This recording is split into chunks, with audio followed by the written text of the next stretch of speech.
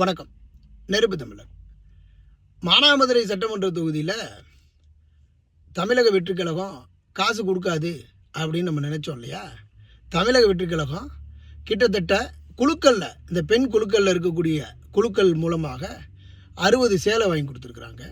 300 ரூபாயிலிருந்து 500 ரூபாய் வரைக்கும் பட்டுவாடா பண்ணிகிட்ருக்குறாங்க. தமிழக வெற்றிக் கழகத்தினுடைய மானாமதுரையில் யாருப்பா தமிழக வெற்றிக் கழகத்தினுடைய வேட்பாளர்னு ஒரு கேள்வியை கேளுங்க. போய் பாருங்கள். தமிழக வெற்றிக் கழகமும் காசுகளை கொடுக்குறாங்க. 300 ஓவாலேருந்து 500 ஓவா. இதுவரையில் 5 பஞ்சாயத்துகளுக்கு பணம் கொடுக்கப்பட்டிருக்கு. ஆதாரங்களும் இருக்குது. இதை ஆதாரப்பூர்வமாக நம்ம அடித்து விட்றதில்ல, ஆதாரப்பூர்வமாக சொல்கிறோம்.